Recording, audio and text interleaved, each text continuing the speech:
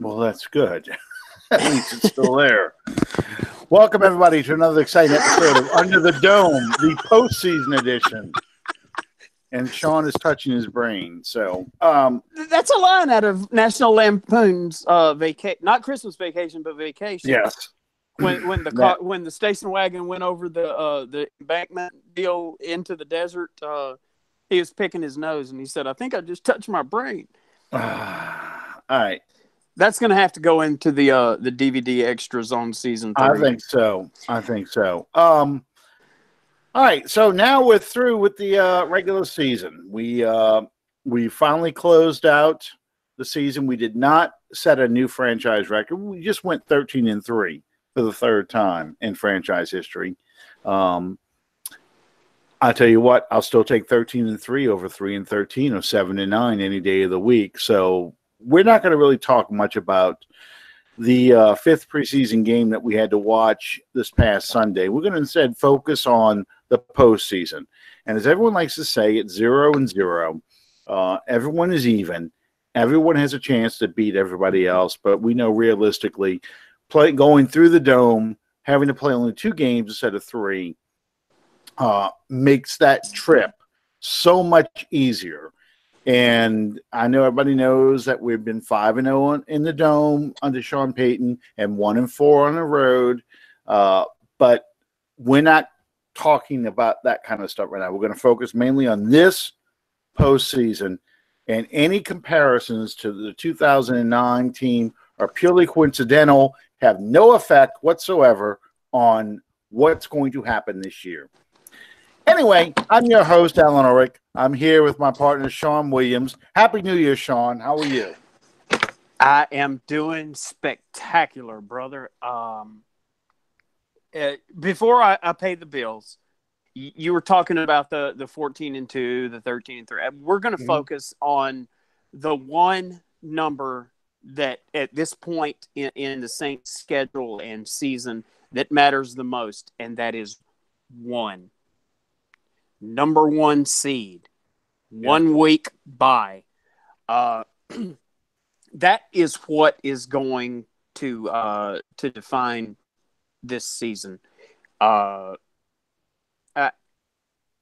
lack of a better, and we'll get into this more in depth in a moment, but moving forward, I can't.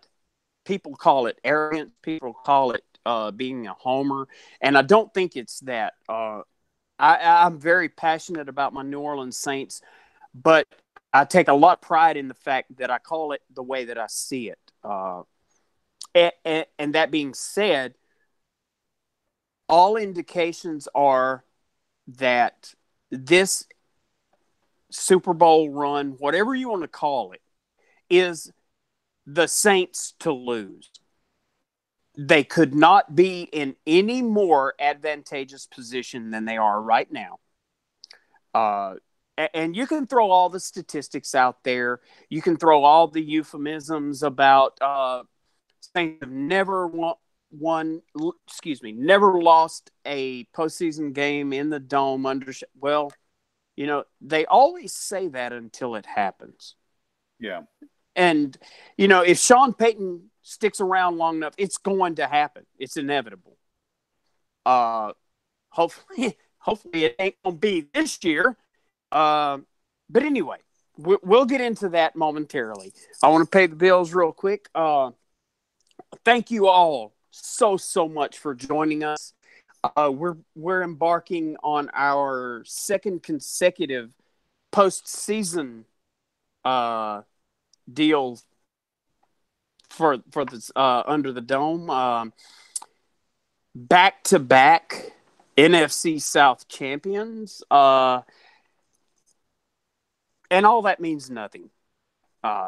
Except for the fact that the Atlanta Falcons didn't do it. The Carolina Panthers didn't do it. The Tampa Bay we did it. The Minnesota Vikings didn't do it. Well, I'm not even going to get in on that. Hey, I'm just going to say this, and this is something I'm saving in the back of my head for later, depending on how far we go in this run.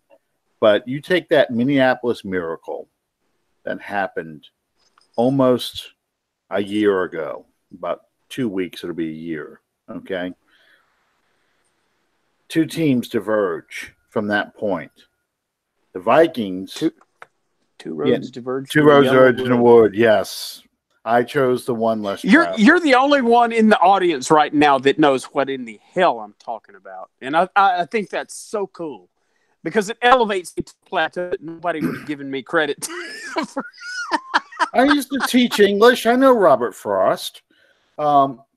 Anyway, two teams diverge from that point, okay? The Minnesota Vikings, they lose the NFC Championship game a week later. They decide that $84 million is needed to replace Case Keenum with Kirk Cousins. That'll get them over the hump to get past the NFC Championship to their first Super Bowl since 1977. Saints, meanwhile, go on a different path. We grab a couple players in free agency, trade up for a defensive end in the draft, and we just use the loss to focus this young team into moving forward. Vikings finish, 8-7-1? Miss the playoffs. Kirk Cousins does badly in nationally televised games, primetime matchup games. The offensive line was in shambles, and the defense wasn't nearly as good as it was the year before. Meanwhile, the Saints go on a 10-game winning streak, play a harder schedule than they played the year before, win 13 games, win back-to-back division titles the first time in their franchise history, and lock up the number one seed for the playoffs. So, I mean, you can see now where these two divergent paths are going, and we'll see how far the Saints go on this side. But so far, that one play that could have been a turning point for two franchises appears to have taken these two franchises in polar opposite directions. And I just think that's really interesting. I'm just watching to see how far we go. Yes, we have one game at a time. We have to get over that divisional playoff hump. But having that bye and playing all the games through the Superdome on our way to Atlanta is so huge because you've got the crowd behind you, and you know how much better the Saints play at home this last weekend aside, how much better the Saints play at home on prime time, nationally televised, let's show the nation what we've got kind of games. So I'm really, really excited about this. I think this is a year where they are going to advance. And somebody asked me the other day, and I know I'm jumping all over the place, but somebody asked me the other day, all right, compare the two teams, 2009 versus 2018. Which team is better? And I had to do it by position. I couldn't do it by teams because clearly the 2009 team is the standard because they won a Super Bowl. No other Saints team's ever done that. But how good are they? Well, Mike Triplett did an article, I think today on ESPN.com, comparing the Saints 09, 11, and 18 teams with Scott Shanley and Zach Strief commenting on the strengths and weaknesses of each team.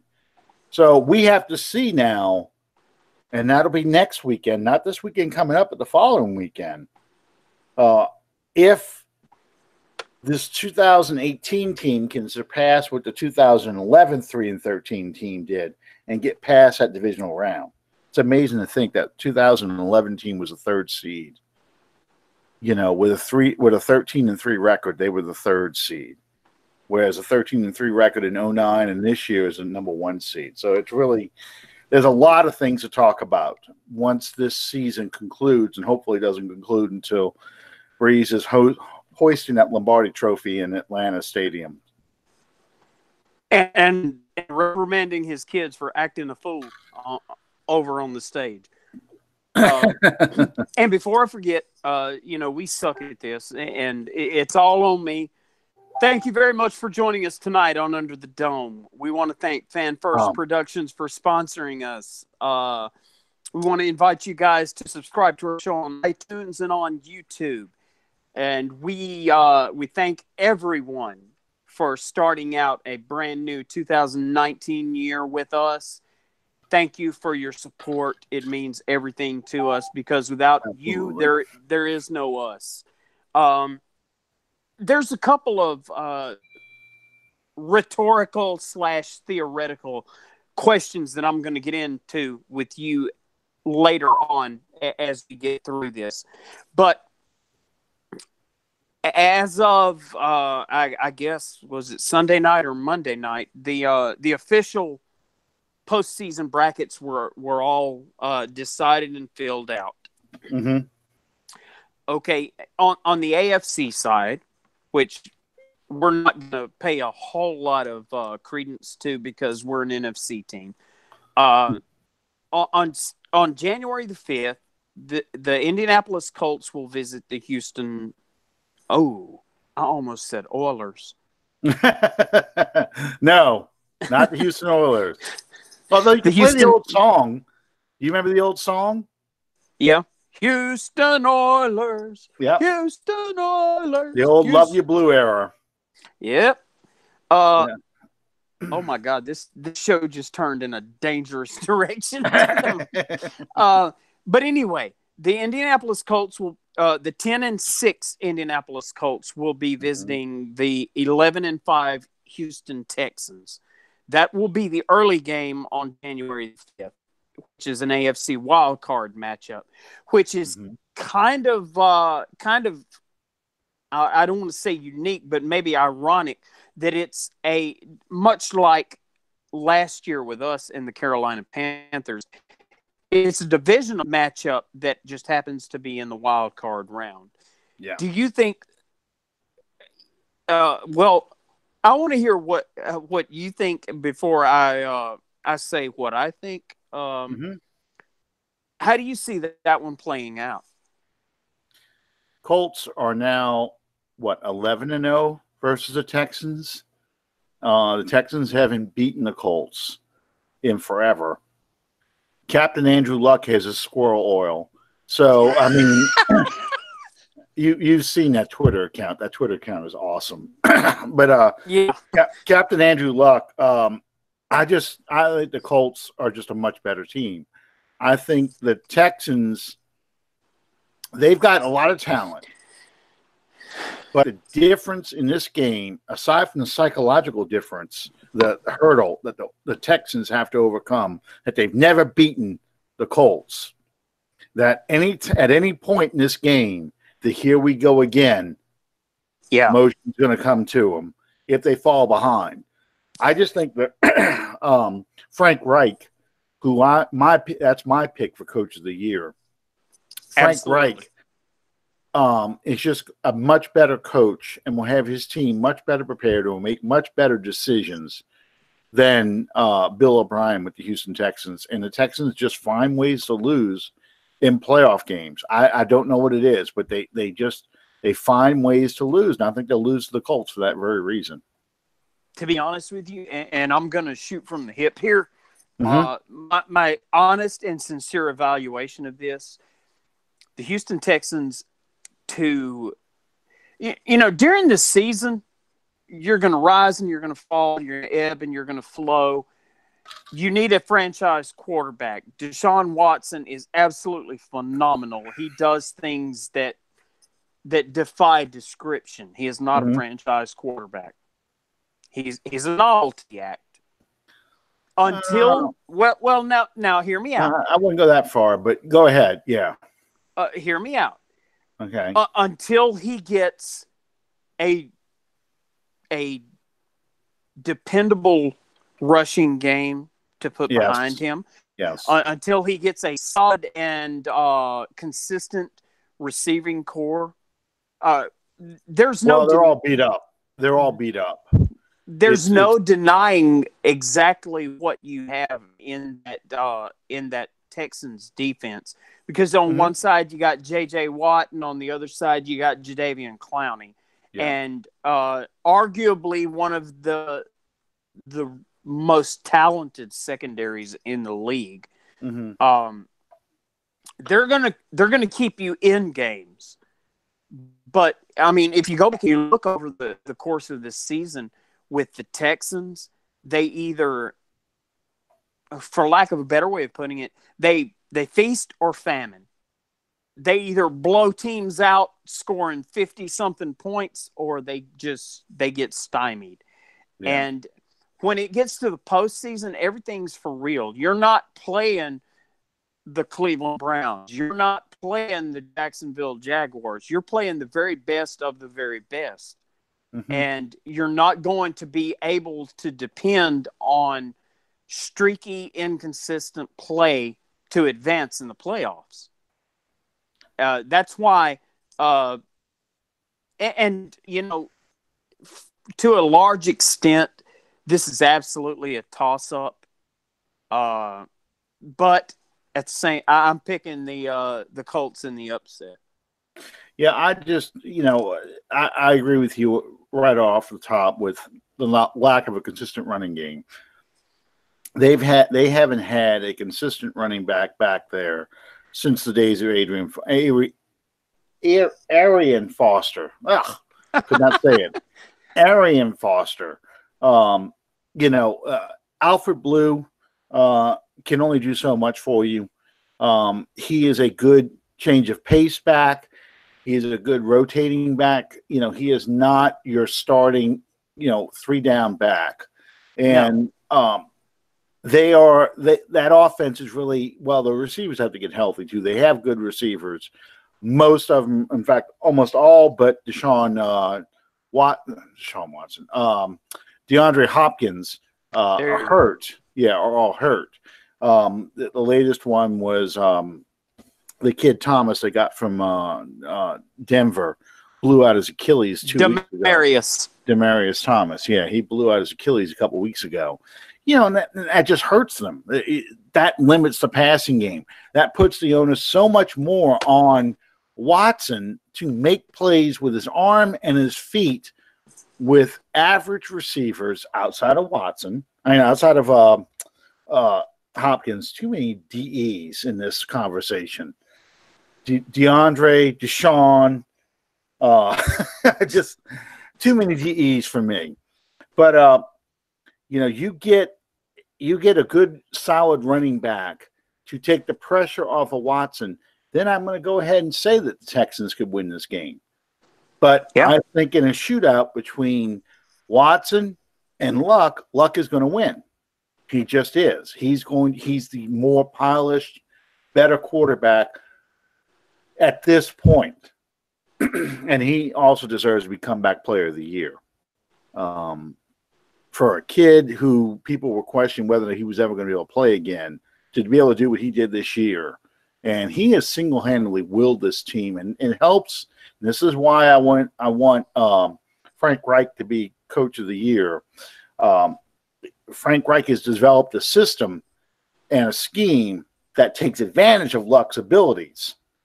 But Luck has taken this team that was 2-13, or some god-awful record last year without him. I don't even remember what the Colts were last year. Let me see. I know they were a loser franchise. Here we go. 2017 season record. 4-12.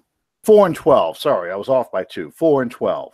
Took a 4-12 team, and it's amazing how this entire is flipped. This division is flipped from last year. Last year it was the Jaguars, Titans, Texans. Now it's Texans, Colts, Titans, Jaguars. It's amazing. It's amazing to see how this works. Well, a year ago, you called it nail on the head. The only way for all their talent, the only way that the Jaguars are going to succeed in advance is with a franchise quarterback, which they don't have. It's a quarterback-driven league. Yeah, it's a quarterback-driven league, and you have to have a quarterback to advance in playoffs. You have to. If you don't have a franchise quarterback, you cannot advance. You every so often you get the blue moon, you get the Trent Dilfer, who's quarterbacking a team that is built on defense, an unbelievable defense, great special teams, can force turnovers, and a great running game, and they can win a championship because they go up against the ideal opponent that's bad against the run and is a pass-oriented offense that struggles when they have to deal with a great secondary and a great pass rush. Yeah. That's when you win a championship with that kind of team. Ironically, that segues into the second half of the wild card on Saturday. You have the 10-6 Seattle Seahawks going to the 10-6 Dallas Cowboys. You have Dak Prescott hosting Russell Wilson. And I think the point that you just made about Andrew Luck versus Deshaun Watson, yeah. DeAndre Hopkins, Watson. That's what I said. Too many D's. Demarius, Deshaun, DeAndre. It's a very interesting segue. Now, to be totally honest, I can see this game going any one of 10 different directions. The Seahawks have a rushing attack that is rated number 1 in the league. The Texans getting bad. My nephew just had to have oxygen. The Cowboys have probably, over the course of the 2018 season, the Cowboys have probably the most underrated defense in the league. Yeah. You have Dak Prescott. And while we're on the subject of Dak, let me go ahead and get this out of the way. You want Dak to succeed. You want Dak to be your franchise quarterback. He's been in the league, what, 2, maybe 3 years now? Or is it 2? This 2 or is 3? Third year. Okay. This is third year. What was the most successful season that he had? His rookie season when he took over for Ninja Tony Romo. Okay. How in the course of the arc of that season, what did they ask of him? Manage the game. Yeah. Manage the game, turn around, hand the ball to Zeke, let Zeke handle it. Wait till the safety cheats up, then you can start throwing the ball. Right. Exactly. This year, I've seen so much of let's let Dak win the game for us. And now, early in the season, that was a cataclysmic failure. The acquisition of Amari Cooper, in a lot of ways, transformed this team because it gave Dak a target that he could use. It gave him a number 1 receiver. Gave him a number 1 receiver. Which, if we're being honest, your number 1 receiver when Dak took over in Dez Bryant was never a number 1 receiver for Dak because they never developed that chemistry. They were never like together on that page. Well, Dez was a declining player when Dak took over. He had these great seasons with Romo. And when Dak took over, there's always the wall. The year that, and I talk about this a lot with players, they have this career year, this unbelievable year. And then the following year, suddenly now nagging injuries happen that didn't happen the previous year. They drop passes they should catch. They seem a step slower. Those kind of things happen. It's like age all of a sudden catches up to them and bam, they're not the player they were the previous year. That happened to Eric Martin. It happened to Andre Rison. It happened to quite a few receivers out there. I'm drawing a blank on some other names. But, I mean, it's happened to running backs. Dalton Head had an unbelievable 1989 season. And then in 1990, he started getting knee injuries. And when he came back in 91, he'd show flashes of the old Dalton. And he also played 1990. But I'm saying in 1991, he showed flashes early in the season of the old Dalton. And then he would get injured again. And it just he never could play a consistent, healthy season from that point on. And that's what happens to players. It's not, like the old Indiana Jones line. It's not the years, it's the mileage. There's only so many miles you have in that odometer. And once you hit that, 100,000-mile mark as a player, suddenly now you start breaking down in ways that you never broke down before. And that's where the age factor comes in. So that's what was working against Dez and Dak at that time. And they never got on the same page, you're right. But Amari Cooper coming along kind of helped that offense because now they started to develop a passing game. And Cooper was a much more reliable target for Dak as a number one receiver than Cole Beasley and some of those other guys that are on it, Gallup. Some of those other guys that did better matched up either in the slot or against a number two corner, not a number one corner. I see this game going one or two ways. If Seattle cannot run the football, if Seattle struggles to run the football against Dallas's defense, and Dallas can pin their ears back and go after Russell Wilson, Dallas will win this game. If Seattle can run the football and Russell Wilson can do what he likes to do and make some big plays in the passing game, Seattle wins this game. But it's going to be Seattle's offense against Dallas's defense that determine the outcome of this game, not the Dallas offense versus the Seattle defense. I think we'll know how this game's going to play out by how Seattle's offense matches up with Dallas's defense. That's where the battle will be. Yeah, I believe that from all indications, more than likely, which we'll get into this in a moment, but if I'm going with my gut instinct, whoever wins this game will be the team that comes to New Orleans to play the Saints. Oh, yeah. Because I don't really – the other wild card matchup on Sunday, which will be the afternoon game, is going to be the Eagles at Chicago. And with a wounded backup quarterback in Nick Foles, I don't see them having no rushing attack to speak of. The Eagles have struggled all season long. I don't see them being able to go into Chicago and unseat that team. It's a nightmare matchup for the Eagles because everything the Eagles are good at, or I should say everything the Eagles are bad at doing right now, the Bears excel at doing.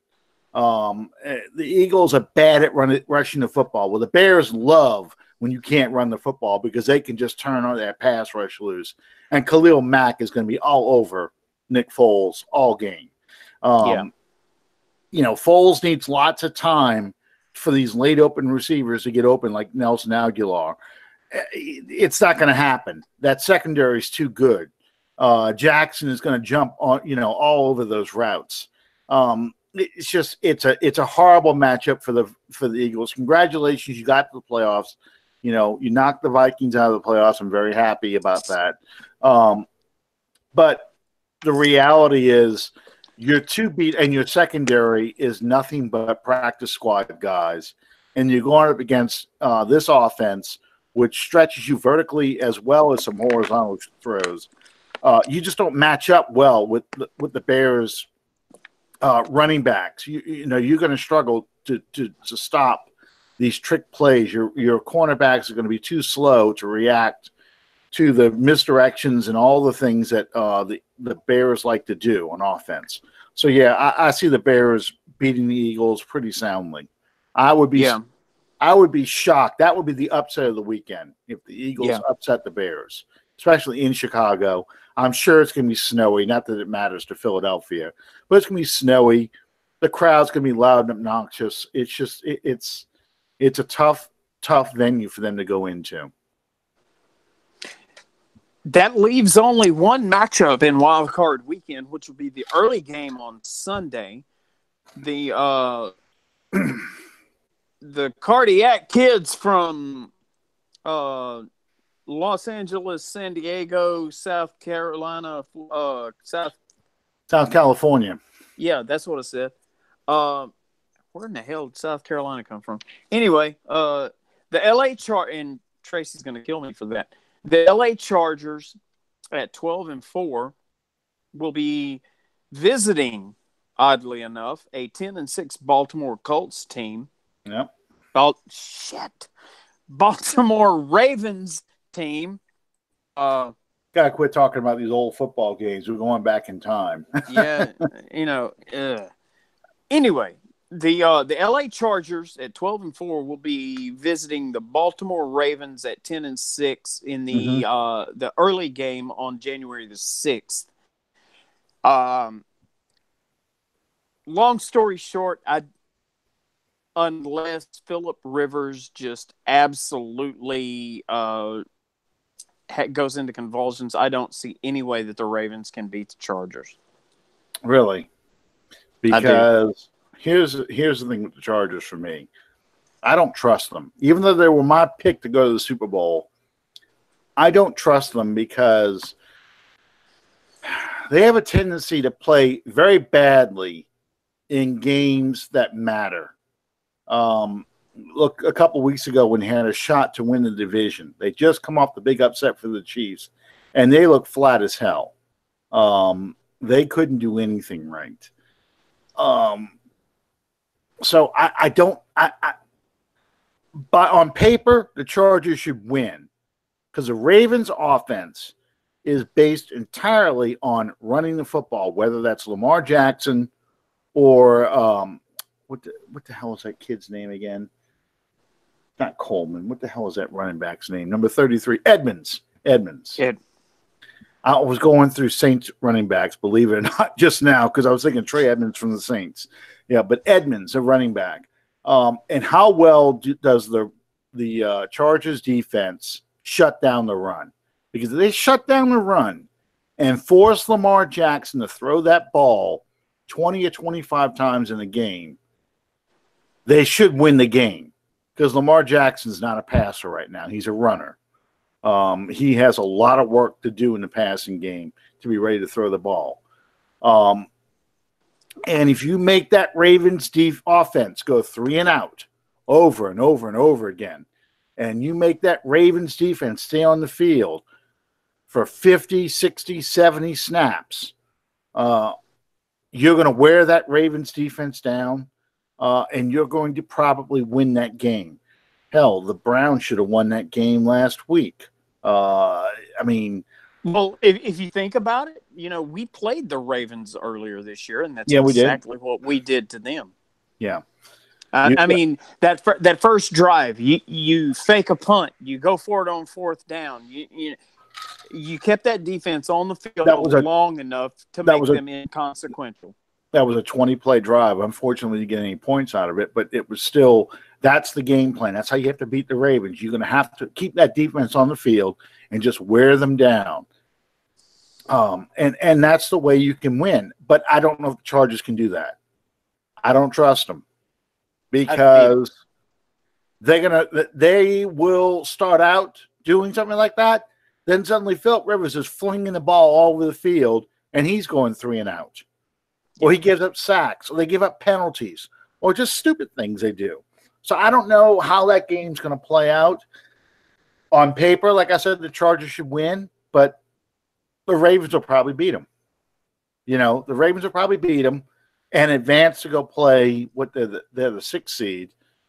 No, they're the 4th seed. They're the 4th seed. The Colts are the 6th seed.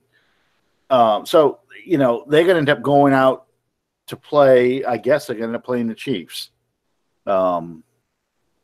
Depending on who. No, I'm sorry. They would end up playing New England because New England's the number 2 seed. the winner of the Colts-Texans game would go out and play the Chiefs. Which, I mean, you want signs that it's the time of the Antichrist. The fact that New England gets a first-round bye after the completely shitty season that they've had.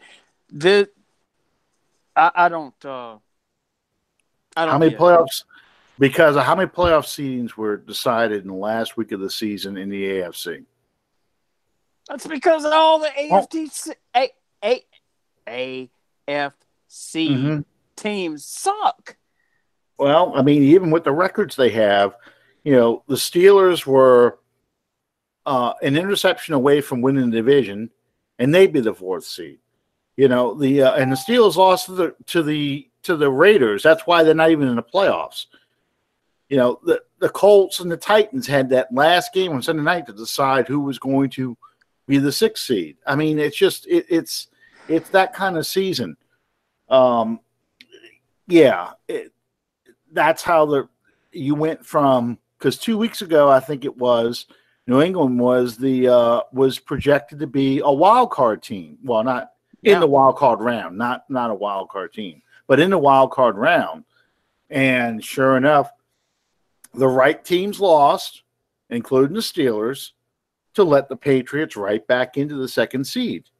So, And what's going to be really funny is 6 months from now when Antonio Brown gets traded to New England and we find out that there was collusion there.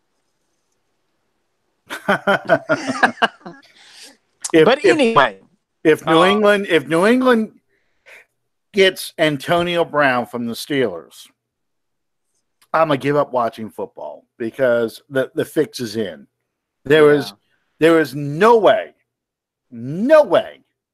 he should end up over there. If I am the Rooneys, I'm sending Antonio Brown to the Detroit Lions. I'm sending him somewhere. I'm sending him to the Washington Redskins. I'm sending him to the 49ers. I'm sending him somewhere where I will never have to see him ever again. I'm not trading him in the AFC. There's no way. To quote Attack of the Clones, he is going to be punished. Yeah, send him to the Arizona Cardinals. No, send him to like an arena team that the Barnstormers or something. No, I'm gonna go back. I'm gonna go back to my original thought, quoting Kentucky Fried Movie. Send him to Detroit. You have to watch that movie and a fistful of yen to get that joke. But as it turns out, the 2 buys in the AFC will be the Kansas City Chiefs, who are the number 1 seed. Yeah. They will get the lowest seeded winner of the wild card round.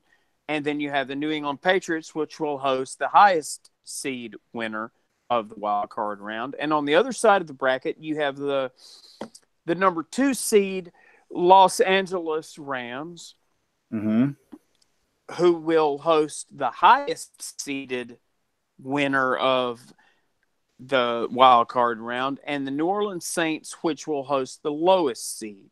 Right. And then on January the 12th, you will have those games in the divisional rounds. January 12th and 13th, I'm sorry. And then from there will come the AFC and the NFC championship games. And, of course, on February the 3rd, the New Orleans Saints will be in Atlanta to play the Super Bowl. There you go. There you go. I'm always optimistic about that. I personally, I think it's going to end up being in it will be the Chiefs and the Colts next weekend, or the divisional round weekend, and the Ravens and the Patriots. And the NFC side, I see it's the Bears and the Rams, and I would rather the Saints and the Cowboys because we owe them an ass kicking. And I like how we match up versus the Cowboys a little bit better than how we match up against the Seahawks. Not that I fear the Seahawks. This is not the Legion of Boom. This is not Marshawn Beast Mode Lynch. It's none of that. But and we are not in Seattle. No, we're not in Seattle either. But I just want to see the Cowboys in the Dome for a playoff game. We have never played the Cowboys in a playoff game. The team we've played the most in the playoffs is the Minnesota Vikings. We have never played the Dallas Cowboys in a postseason game.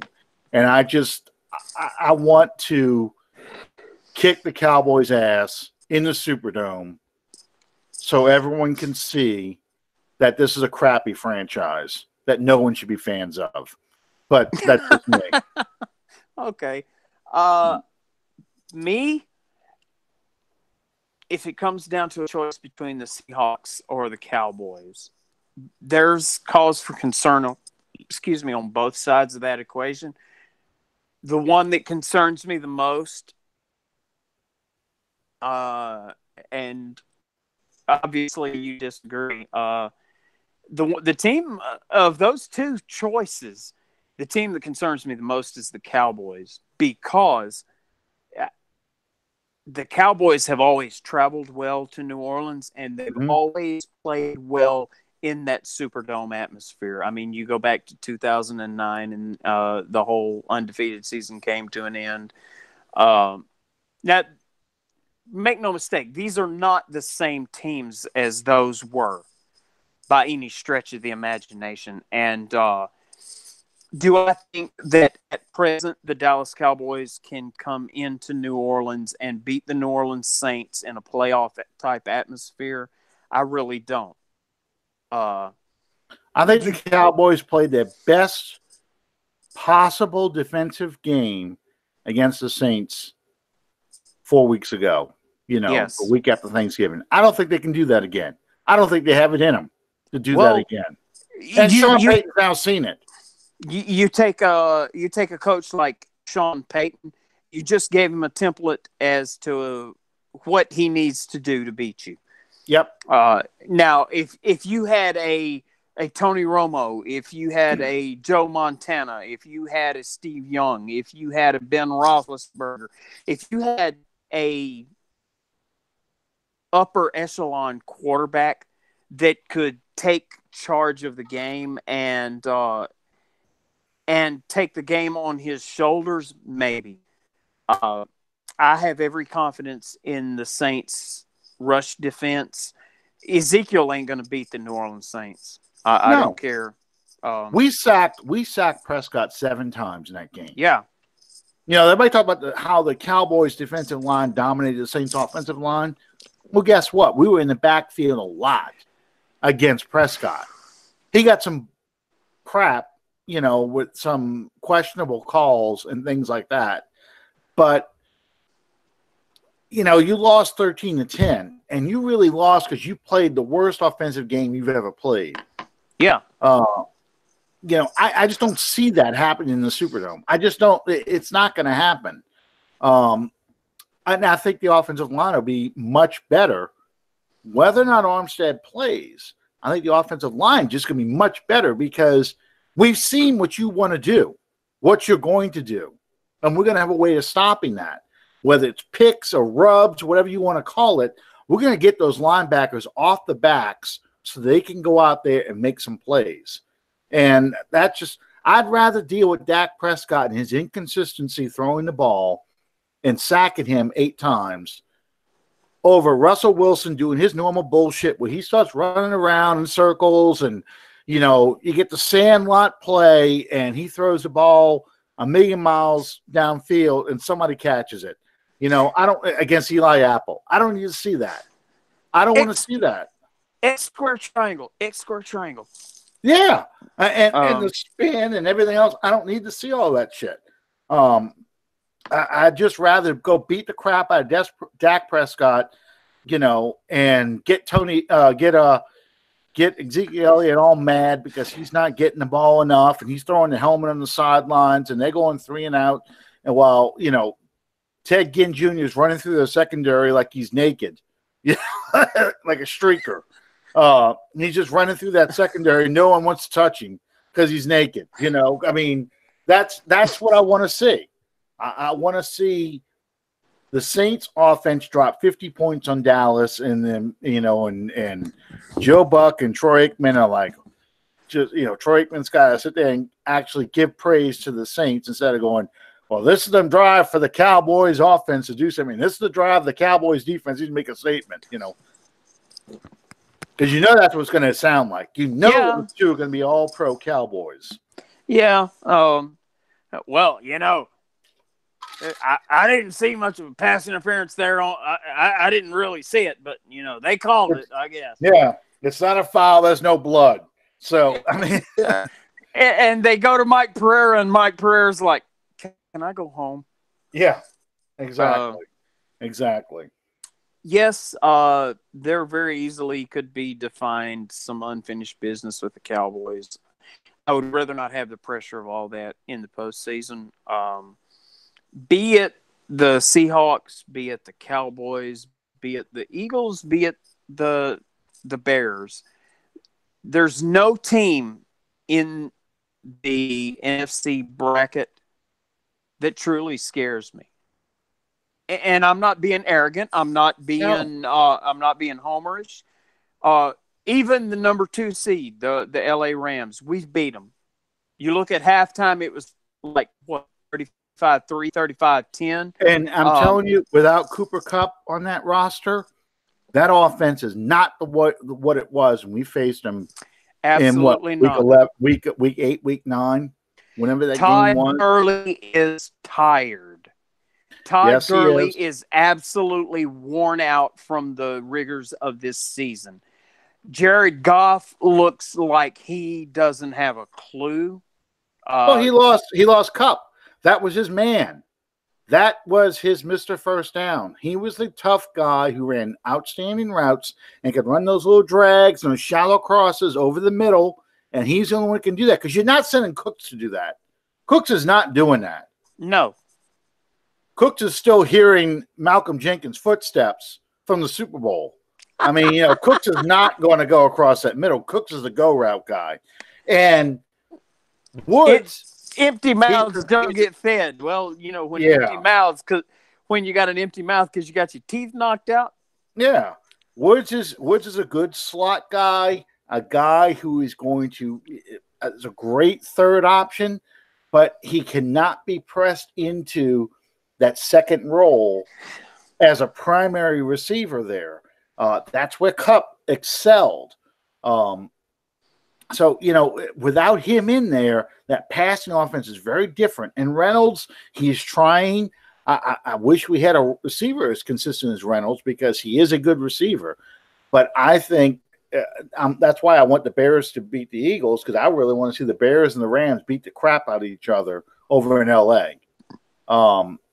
That's to me that's the good matchup because I'll take the bloody and battered victor to come into the Superdome, travel to the Superdome. And I'm predicting right here and now that the Bears are going to beat the Rams in Los Angeles and come to the Super Bowl and come to the Superdome to play. And that's where it's going to be on. That is going to be a matchup. Even with that matchup, the Chicago Bears do not have the offense to play the New Orleans Saints. You've got an absolutely unbelievable defense, but there is no, pardon my terminology here, there's no way in hell you're going to bring Mitch Trubisky into the Superdome and beat Drew Brees. It ain't going to happen. Well, I mean, yeah, that's exactly it because you're playing that game in Chicago, then we got an issue. Then with the weather and that crowd and stuff, the Bears are a lot harder to beat. Well, the Saints can't win on the road. You know that. Well, they actually have a better record on the road than they do in the Dome now. They were 7-1 on the road. They were 6-2 in the Dome. I kind of look at that and I say, well, you got to look at priorities. We can't win on the road, so we beat the hell out of everybody so that we could play in our house. Yeah. That's just how I see the NFC playing out. I do too. The Bears beating the Eagles, and I think the Bears can go into Los Angeles because there is no home field advantage in the Coliseum. The Rams. Well, you're three damn counties away from the playing field. How are you going to support your team? Just regardless, you got 100,000 people in there. This ain't no USC versus UCLA game. This is the Rams, which does not inspire that kind of loyalty. This is like what, this fifth or sixth run at having a successful franchise in this market. Oops, I'm sorry. Well, unfortunately, the Rams did have some success in the 60s and the 70s. They did have a strong base in the 60s and the 70s. It's just in the 80s, once they moved to Anaheim into that baseball stadium, they lost a lot of their support. And honestly, the Raiders, as bad as they are, the Raiders could do better in the Coliseum than the Rams do. Just because you've got more Raiders fans in that area. That's just the nature of the demographics of that city. That's why the Chargers can't get a fan base. They have no demographic. There's no connection to the team. I tend to disagree with that. If you take the Chargers and you put them in a reasonable venue rather than that high school stadium that they're playing in. No, I disagree.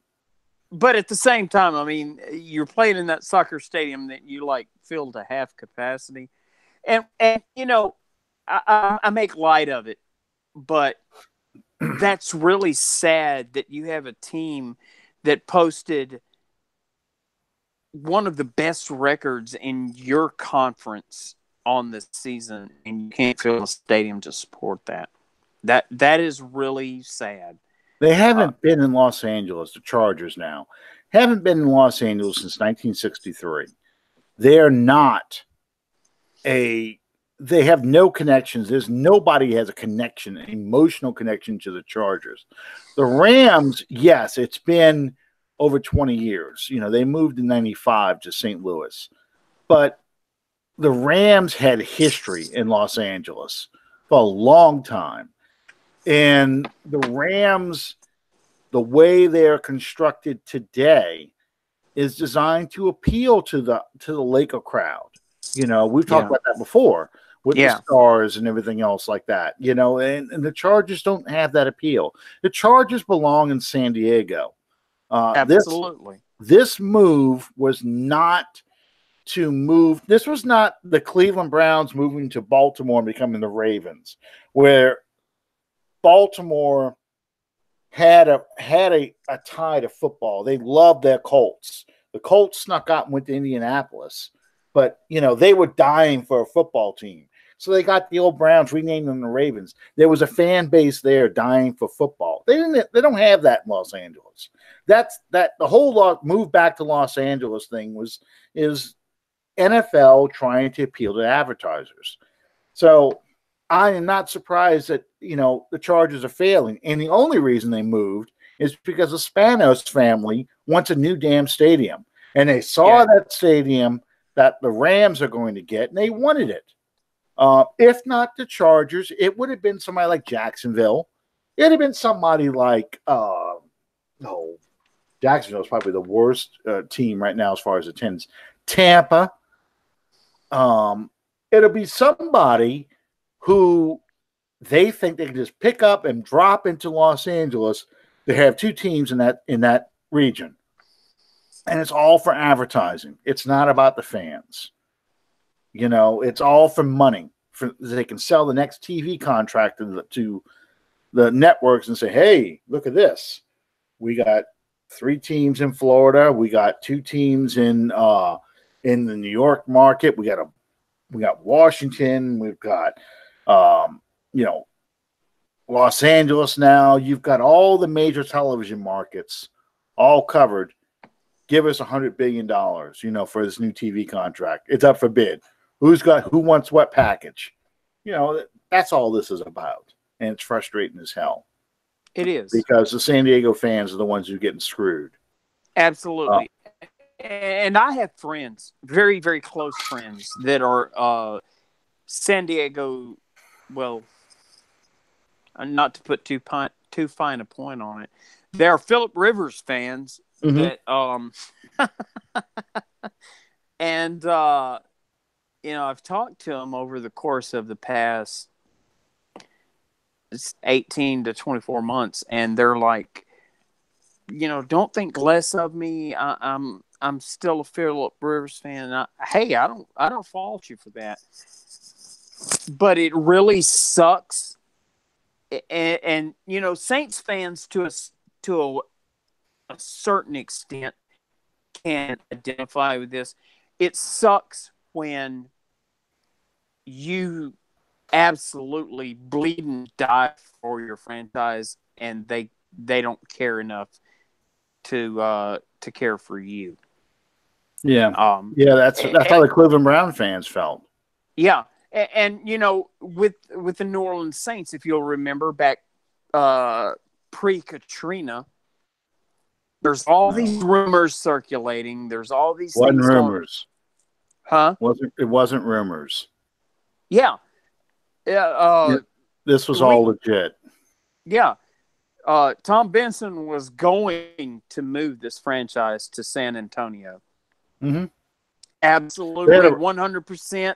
There was no doubt. There was no. There was a report back in 2003, 2004 era where somebody did a study and said New Orleans was too poor to support an NFL franchise, and that the Superdome was outdated. Benson wanted to move the Saints first, or he wanted a new stadium on the riverfront. The city wasn't going to, and the state wasn't going to build that stadium, So he wanted. Well, just for the record, if they do something on the riverfront, can we please do something about the damn parking? Well, that was part of the thing because he wanted to get the tailgate revenue too. But that's you're landlocked. There's only so much land you can build a stadium at. That's the problem. That's why you get trouble with parking. The only damn way that I can get a parking spot when I go to a Saints game, I have to be there 2 hours prior to kickoff. Yeah. And then the game takes roughly 3.5, 4, maybe at the most 3 hours, 3.5 hours. And it takes probably 5.5 hours to get the hell out of New Orleans once the game is over. Of course, you live like a stone's throw from the Superdome, so you have absolutely no concept of what. And I don't do I-10 either. Screw I-10. I got other ways to get out of there. I'll drive through the most colorful neighborhoods in New Orleans to get the hell to avoid taking I-10 if I have to. But I have other ways of getting home. I have to recognize an anniversary. Yesterday, and I didn't realize this until Michelle sent it to me. Yesterday was the 7-year anniversary of my very first New Orleans Saints game that I was actually there. Cam Newton's rookie season, the Saints just absolutely kicked the dog crap out of the Carolina Panthers. I'm not going to get off into all the details of that for obvious reasons. Well, I was just going to say real quick, if you think the parking was bad around the Superdome, imagine Tulane Stadium parking. No. Where you have to park in neighborhoods. No. See, you don't have to deal with to quote Medea, Mardi Gras parade parking. So to quote Medea, hell to the no. We ain't going there. Yeah, you don't deal with Mardi Gras parade parking when you're parking your car in neighborhoods that you're like, okay, am I still gonna have a car when I get back? Keep 4 spare tires in my car because these tires are. Yours is going to be the one on cinder blocks. Yeah, I gotta keep a jack and 4 spare tires so I can put them back on, put new tires on, and drop the hell out of here. And I'm going to make a reference here that your outstanding brother Danny can relate to. Your eyebrows just met in the middle. What's that all about? I know where you're going with this, but go ahead. I want to recognize and pay homage to an absolute legend that passed today. Anyone that has ever been a professional wrestling fan knows who Mean Gene Okerlund. I'll tell you, Mean Gene. Knows who Mean Gene was. He passed today, and I want to send out R.I.P. Man. You are a legend. You'll never be forgotten. No one will ever, ever, ever do it the way that you did. And what led me to that reference was, you think parking is bad for Saints games? Try going to WrestleMania at the New Orleans Superdome. Yeah, that was like Freddie and Jason and Michael Myers all boiled into one. And then we get into the Superdome and lose the keys. I can't say I ever did that before, but I got a good parking spot, and I'm in and out of there in record time. And well, I mean, luxury boxes come with that affordability. No, I don't have a path for parking garage. I just have a good place to park. The only time it's bad parking there is a Monday night game or a Sunday night game, because very few people leave early, even in blowout wins for nationally televised games. So it's a lot longer to get home than it is on a normal Sunday. Normal Sunday, I can get in and out of there pretty quickly. So, and it just dumps me off right where I need to go on Loyola Avenue. I hit Earhart and I'm gone. I'm out of there. So it's not so bad. But damn, man, you could walk from where you live to the Superdome. No, that's a little bit of a hike. I'm about 25 minutes on normal traffic away from the dome. So, that's like 5 miles in New Orleans. In full disclosure, the parking nightmare fiasco, losing the keys, the whole, I can't complain too much, because I went to WrestleMania 30 with my baby sisters, which she organized that trip as a reward for me for completing all of my my radiation and chemo treatments following cancer. She organized this entire trip, and she lost her keys, but I went back into the Superdome to search for the keys, and that afforded me the opportunity to get to meet The Undertaker, which is like the largest human being that I've ever met that was not Ernie Ladd. And I got to meet Daniel Bryan, and I got to meet a few others along the way coming out of the Superdome, and that was truly awesome. And when we get to the car and we discover that there's no keys, my phone is dead, because I'm sitting there and I'm taking pictures the entire time we're in WrestleMania. And she says, "I've lost my keys. I can't find them." And well, I'll go back and look for them. Here's my phone. Plug it in. Maybe it'll charge while I'm gone. And I get back to the car and I said, "You're not going to believe this. I just met The Undertaker and I just met Daniel Bryan." And she said, "If there was no pictures, it never happened." So, well, in other worlds, telling somebody you just met The Undertaker is not a good thing. So that, I guess that's an accomplishment in itself.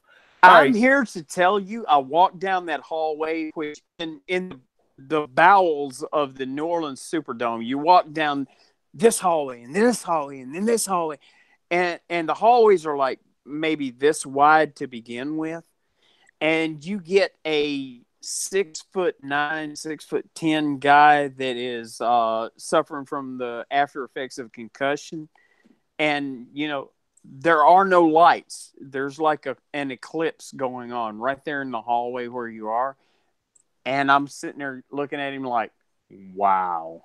But that was an awesome weekend, because we got to meet the day prior to WrestleMania. We got to go to the Mid-South reunions and have platinum passes. We got to meet Kamala, Jim Cornette, the Midnight Express, the Rock and You're sitting there like I'm speaking French right now. I know, but Danny will understand what I'm talking about. I don't actually know who some of these guys are, so I'm not that totally out of it. But Mickey James. Let me see who else. Wow. Dark Journey. Greg Hammer Valentine. I know who he is. But the ultimate. As far as the Fan Fest thing went, the very coolest thing that I could have possibly hoped for was an absolute legend in the professional wrestling business, Hacksaw Jim Duggan. I know who he is. He was standing there, and I walked up to get his autograph and get him to sign my program. And he as he's signing it, I said, you and I have something in common. He said, what's that? I said, well, I just finished all of my treatments for cancer. And he turned and looked at his assistant. He said, go get a chair. Put it right here. And he had me sit down beside him for like 45 minutes to an hour and sit. As he's signing all these autographs, he's sitting and talking to me about my treatments and, everything that. And I can't begin to explain just exactly how cool that was. But you got nervous though when he said, "Go get me a chair." Yeah, I thought he was going to hit me with it initially, but I was more concerned with the 2x4 that he had laying on the table. Oh yeah, the old 2x4. You carried that around. I remember that. He never hollered, "Oh!" So I didn't worry too much. Yeah. I know who Hacksaw Jim Duggan is, and Hacksaw Butch Reed, and oh man, Hacksaw Butch Reed. Yeah, that's when I was watching wrestling. Was back when those guys, Dusty Rhodes, the American Dream, Junkyard Dog, the Iron Sheik. That's the era I know. Who knows? All those brothers, the Von Erichs. Oh man. World-class championship wrestling. The coolest thing about the package that we got for the reunion deal, which is like 2 days prior to WrestleMania in Chalmette, the coolest thing about that was that we ate breakfast and we spent the day, and then we ate dinner with all of these guys, like the Rock and Roll Express, the Midnight Express, Kamala. But that evening, we got to sit there after dinner and do a question and answer segment with Cowboy Bill Watts, who is like the promoter. I know who he is. Yeah, I remember him. And I got to get some pictures with him and sit and talk to him for a few minutes, and that was beyond awesome. Yeah, I go back to the old Mid-South wrestling when you had the old, these events occurred in places with oxymoron names like the St. Bernard Cultural Civic Center. And, you had that little skinny old man at that. This is for a one fall, 10-minute time limit, and you got 3 rows of people. And there's always the old ladies in the front, the yellow curtain or whatever it was back there. And Junkyard Dog was the first one to come out with theme music, and he had another one, Bites the Dust. And he come in there with the ghetto blaster and the dog chain, and that was the first theatric one. And old Mid-South Wrestling, used to come on Saturdays on WGNO, Channel 26, and you'd sit there for an hour, and you watch bullshit wrestling for like 20 minutes, it felt like, of 2 clowns you didn't care anything about, would just throw each other back and forth against the ropes the whole time. That's all they did. And then somebody would clothesline the other guy. He's laying on the ground. Suddenly he kicks his legs up, and they start that shit all over again. So it's 20 minutes of that stuff, okay? The match you wanted to watch, the match they kept promoting, Junkyard Dog versus the Iron Sheik. And that match would start with like 10 minutes left in the show. You're like going, hey, man, Timmy's still in the well. This ain't going to finish. They're going to start that bullshit with the whole Iron Sheik swinging those weights around, and Skandar Akbar is going to talk his crap, and here comes Junkyard Dog with his music. And the swinging the chain. The wrestling match would start, and all of a sudden the credits start rolling. I'd be like, whoa. This is what I want to see. what is all this stuff? I mean, I had to sit through all this crap to get to the one match I want to see, and it's over. We'll tell you about what happens next time. I mean, like, oh, man, my 10. I'm like little Ralphie when he finds out that the Little Orphan Annie code ring. All it is for an ad. Be sure to drink your Ovaltine. Well, son of a bitch. Throw it down and walk out. I mean, that was the end of my wrestling experience. So, yeah. So from that point on, I'm like, I ain't watching this. Because the one match I want to see, they're going to cut off. I would have to go to the St. Bernard Cultural Civic Center, which I have no idea where the hell that is. But, that oxymoron of a name, I'd have to go to that place to watch this match because they are going to cut it off. So, yeah, I'm not going to do that. Go fight the little old lady for that folding chair next to her. We went on that big tangent there. I went to see at a church in my hometown. I went to see this thing. Of course, everyone knows who the $1 Million Man, Ted DiBiase, is nowadays. I remember him when he was a wrestler.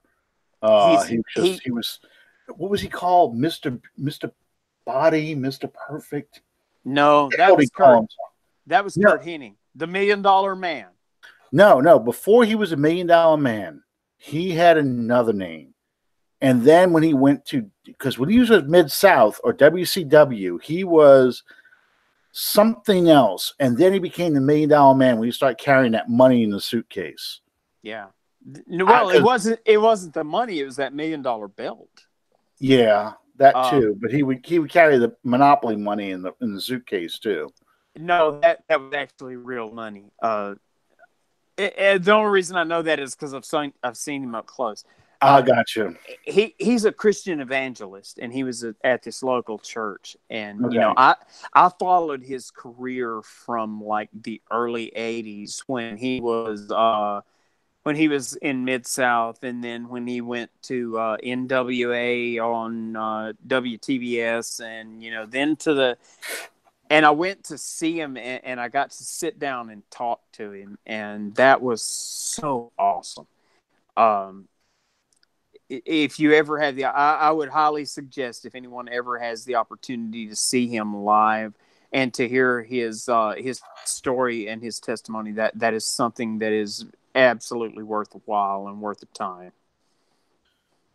Now we've gone from a professional football to a professional wrestling podcast. Let me see. Well, we'll throw one more in there before we, that Paul Orndorff, that was the guy. He's called himself Mr. Wonderful. Yes, indeed. He used to claim he was a New Orleans Saint. I have looked for years in every roster I could possibly find. I have never found a Paul Orndorff that was ever a member of the New Orleans Saints. Really? Yeah, but he used to always claim that. Yeah. But I have looked, and the closest I can see, maybe he was signed as an undrafted free agent, and he just made it. I don't know. He was in camp one year, but the closest I found, I think, unless his real name isn't Paul Orndorff, which I'm assuming it is, the closest I've never seen anything to the contrary. Anyway, well, let me see. In the 12th round of 1973's draft, there's a Paul Orndorff out of Tampa. That's where you went to school. Okay, played linebacker, I think. Okay, so maybe he really was a New Orleans Saint, but he must not even made it to camp or through camp because I can't find his jersey number. I can't find, like Carl Weathers, Apollo Creed. Carl Weathers was an Oakland Raiders linebacker. Before he became an actor. And you can find, he was like number 54 for the Raiders. I mean, there's footage of him wearing a Raiders jersey. But all I can think of is Paul Orndorff must have been selected by the Saints and never made it to camp or whatever. But that's the only one I could find that Paul Orndorff I could find was from the 1973 draft class. So I do know that he played linebacker. I do know that he went to the University of Tampa. Iron Mike DiBiase, that's who I'm thinking of. That was his dad. That was Ted DiBiase's adopted dad. Yes. Okay. All right. That's why I was thinking he had another name before that. Iron Mike. And as far as that goes, Iron Mike DiBiase died in the ring. Yeah. Performing, and Ted DiBiase was in the front row when that actually took place. He talks about all that. Okay, so that's going in my era of watching wrestling, Mid-South Wrestling, 74 to 79. I was watching in 77, 78, and 79. That's why I was thinking of that was Ted DiBiase, because of Iron Mike DiBiase. That was the guy I was thinking of. Yeah, because of Von Erichs, a lot of them died too. One of them got paralyzed. Actually, all of them except one. Kevin is the only one that still survives. When WCCW, which was the Dallas-based wrestling promotion that was the Von Erichs thing, when that folded, WWF at the time extended an invitation to Kerry, which was the most charismatic of the group, to come up there. And what a lot of people don't realize that anytime you see Kerry Von Erich performing in the WWE, he performed under the name Texas Tornado. Anytime that you see him, he had no leg from the knee down. He had been in a motorcycle wreck and it had to be amputated. Yeah. Okay. I don't remember which one was the one that was paralyzed. Okay, that was Kerry. Okay. Yeah. Yeah. He was in a motorcycle wreck. He got real wasted on cocaine, I believe. And it messed his leg up, and they tried to save it. They weren't able to. They amputated it just below the knee. He was able to use a prosthetic to perform. And if you watch his matches in the WWE, knowing that going in, you can see how they were really creative and really careful about constructing it and choreographing it to protect that. Yeah. Oh man, you got me Googling some shit right now while we're talking. Magnum TA is another guy. I remember him. And God, yeah, my sister just she would have a moment when somebody would mention the name Magnum TA. Yes. And that's another very sad and very tragic tale of the business. Yeah, he got in a car crash and died. But, no, he didn't die. He didn't die. He was he crushed two or three vertebrae in his neck. He was going home. His Porsche hydroplaned. He hit a tree or a light pole or something, but he was paralyzed for a period of time. But his wrestling career was over. But he's still alive. Okay, all right. But that's like I said, I didn't follow wrestling like my brother did, but I know of of people, and I know connections to football. A lot of football players back in the 50s and the 60s used to wrestle. Ernie the Cat Ladd. Yeah, Ernie Ladd from the San Diego Chargers. Los Angeles and San Diego Chargers. There was a lot of guys that used to wrestle, to make money during the offseason because you weren't paid those when you weren't playing, not like today. It's amazing to think about. I got an Archie Manning jersey on today. Archie Manning sold cars in the offseason to supplement his income when he wasn't getting paid when he was singing. Can you imagine Drew Brees working for like Lamarck Ford, or Tom Benson's, Beth Chevrolet, hey, come see me and I'll get you a car, that kind of thing. I couldn't imagine that today, but Archie used to do that. And players did that kind of stuff all the time, sell insurance and that kind of stuff, just a very different world back then. So, there's a lot of connections between football and wrestling because of that. because that's what some of these big linemen would do. And it helped them. Yeah. It would help them during the regular season because they could use wrestling moves on people. The head slap that oh, come on, Fearsome Foursome, number 7. The Four Horsemen. Yeah. Not the Four Horsemen, the Fearsome Foursome, Merlin Olsen, Rosie Greer, Deacon Jones head slap. That was a wrestling move essentially. So that kind of stuff. So anyway, hey, let's just wrap this up. We're over time, and we've been going on wrestling. It's now 8:30. We're way over time on this. Oh, are you serious? Yeah. Yes, I'm serious. Start getting on the wrestling stuff. We made our predictions for the wild card round. We made our predictions what we hope happens in the divisional round. Of course, we'll talk about that once we actually get there. Let's focus back on the Saints real quick. Biggest concerns you have on the Saints during this week off, getting ready for the divisional round playoffs. What has to happen?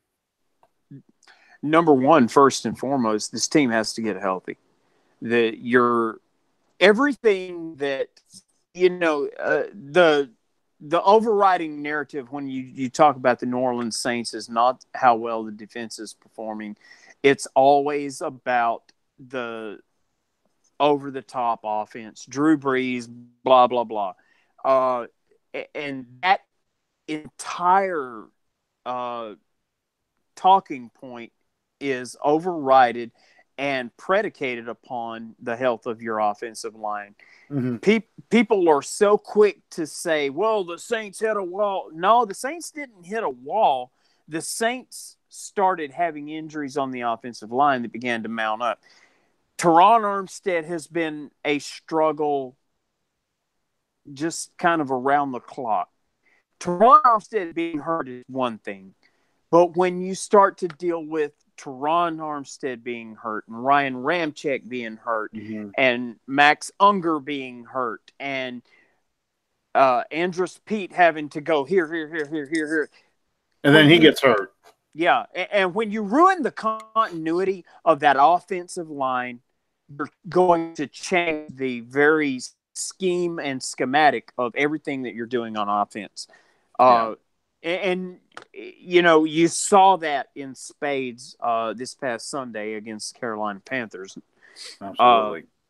The number one priority has got to be getting that offensive line healthy, getting them ready to go.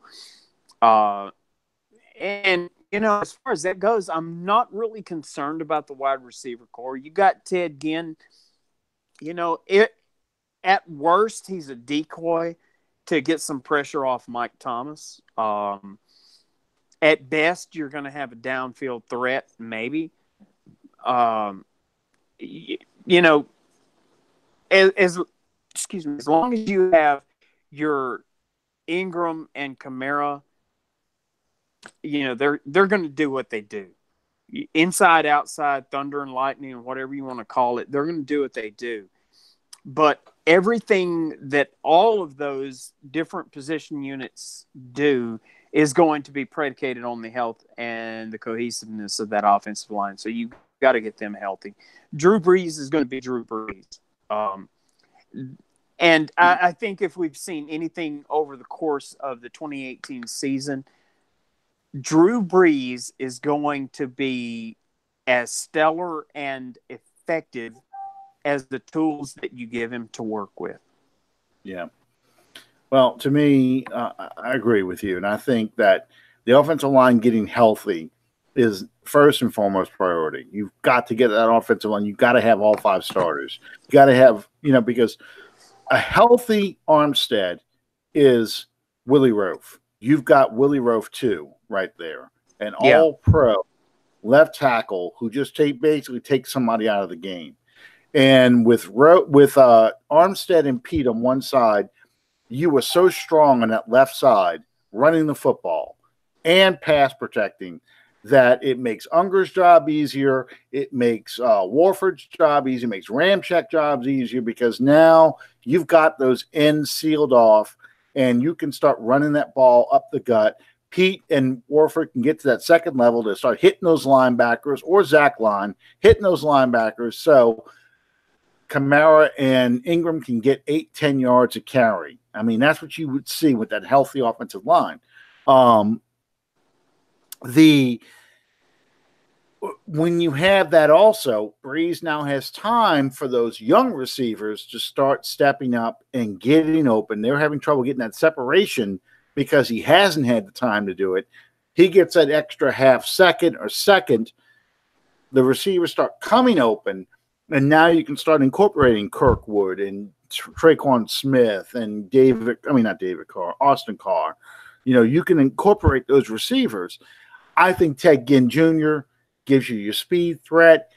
He's also a reliable target on third down. You saw that in the Pittsburgh Steelers game on 3rd and 20. Kirkwood drops the ball at 2nd and 20. Ginn does not. And it's amazing to say that, but Ginn doesn't. He gets that third down conversion. That's what was missing from a lot of those games, like the Dallas game, that second reliable receiver. But it all was predicated, like you said, on our offensive line. And once that offensive line is protected, and once that offense gets rolling and we're scoring points, that defense now has an easier job because the opposition feels like, oh, here we go. We got to score every time we touch the ball because the Saints are going to do it. That makes it easier on that defense for Cam Jordan and Marcus Davenport to pin their ears back, and Alex Okafor and Sheldon Rankins, and go after the quarterback and bring him down, and that crowd goes crazy. Marcus Davenport sends some poor quarterback to the hospital again because he killed that poor kid from that Kyle Allen. He killed that kid. I mean, you could see him on the sideline doing this with his arm, and his elbow was shot. Alex Smith, he's still looking for his head on the sideline after that hit that Davenport gave him on the other side of the field. And you saw Kirk Cousins get pounded by Davenport. Davenport, when you start getting that kind of game where you could turn somebody like that loose and he's killing people in the crowd, I hate to say it, but it's like the Roman Coliseum in the Superdome when the offense is rolling and scoring lots of points and the defense is, sacking the quarterback, all it's missing is the Christians being sacrificed to the Lions. I mean, the crowd is just roaring each time, louder and louder, and it's so much fun to be in the dome during that time. So anyway, and I think no one can beat them when they're in that position. But it's predicated on an offense getting going, getting that first down, getting a drive going, scoring points, making that opposition feel like they're in for a shootout. They have to play like a shootout, and they have to score and take risks and take chances. And that's what this defense lives for. So yeah, that's what's got to happen. That's my biggest concern, getting that team healthy. Yeah. Last thing, what team, we're looking at teams to watch out for. What team do you not want to see in the Superdome? I know you don't fear anybody, but the Rams? I don't. The Rams seem to be the most talented roster. Mm-hmm. Now, much like what you referenced earlier, I don't think that they're going to have the staying power to reach that, and I very easily could be wrong about that. I don't fear anybody on the NFC side.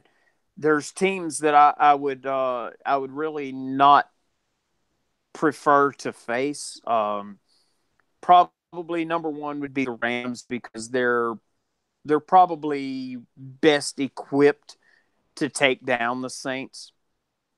And everything that you said about the Saints versus the Cowboys, well, the same holds true with the Rams, or the Saints versus the Rams, because the Rams have every motivation to come in here and spoil what the Saints are doing because they beat them earlier in the season. But outside of those two, on the NFC side, I don't really see any team that that can beat New Orleans without New Orleans beating itself. Mm-hmm.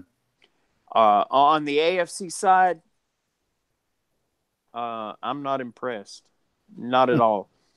I would love, and I've talked about this privately before, I would love to see the Saints in a Super Bowl matchup with the New England Patriots, strictly for the benefit of Drew Brees having beaten the two preeminent quarterbacks of his era in the biggest game of all games, and that being Peyton Manning and Tom Brady. Because I really and truly, I don't believe that New England stands a prayer of beating the Saints in a one-on-one matchup in the Super Bowl. But that's just me. But all that being said, right now, the next game is going to be Sunday, January the 13th. Let's take care of business there, and then on the 20th we'll do it all over again and see what happens. Yep. I mean, it just. I think I don't know. If I have a team, like I said, the team I really would rather not deal with in the playoffs is Seattle. Only because I don't want to. I don't feel like having to watch Russell Wilson run around there and pulling plays out of his butt and making things happen. I'd rather a guy that we can just go pound on for a while, and I think we can do that with Dak Prescott. I think we can do that with Mitch Trubisky, and I think we can do that with Goff. I know we can do it to Foles. It's just that's the only team I really don't want to see in the playoffs, just because Yeah, I don't need to see that. I mean, I think we're a better team than Seattle. I just don't need the game to be any more stressful than they already are. And I think Russell Wilson will just make it that way. That meme, I've saved it, and I've just about put it on my phone as a screensaver, where it's got like the silhouette of the guy holding the Jack Daniels bottle and says, "Who dat but damn?" Yeah. That's and then there's another one, the old man laying in the hospital bed with the oxygen mask going on. Mm-hmm. Every Saints fan, yeah. Yeah. All right. So other than that, I mean, that's the only team I worry about. I don't worry about anybody in the AFC. I would like to see the Chiefs go, just because I think it would be an incredible game to see the Chiefs versus the Saints, because that's just going to be a great matchup. I don't want the Patriots to go back, And if the Patriots do go back and we're playing the Patriots and we got to beat the Patriots 28-3, then we can tell Atlanta, this is how you do it. But other than that, I don't need to hear 2 weeks of, is Tom Brady the greatest quarterback of them all? I don't need to hear all that crap, regardless of what happens. Well, I mean, if the Saints play the Patriots in the Super Bowl, the 2 week buildup is gonna be about Tom Brady. Is he completing his legacy? Is he the greatest of all time? Is he this? Is he that? And then, the Saints can go in there and absolutely skull drag them. You know what it's going to be after that? It's not going to be Drew Brees has his crowning achievement on his career. It's going to be Tom Brady did not have a team around him to win the Super Bowl. Or is Tom Brady too old now? Has he passed his prime? Is this the end of the New England dynasty? No. The New England dynasty ended 5 years ago. Well, there's just absolutely no competition in the AFC. Well, and that's why a Kansas City game would be a lot more exciting. The Chargers. Yeah, the Chargers would be nice to see, but I think the Kansas City game would just be that much better. Two small market, middle of the country, flyover country teams playing each other in the Super Bowl. Oh, the media would hate that, but I would enjoy it. Anyway, thank you guys for joining us for our almost 2-hour version of Under the Dome. We've been on for a long time, so thank you guys for sticking with us and going through our wrestling review, which I knew we were going to end up going to when I saw Gene died. But we'll see how this wild card round game goes, and then we'll know who the Saints play. Like I said, I think it's going to come out of the Dallas Seattle matchup. I don't think the Eagles will make it, but I've been surprised before. Anyway, thank you guys for joining us. We'll see you next time on Under the Dome. Good night, everybody. Good night, guys. We love you.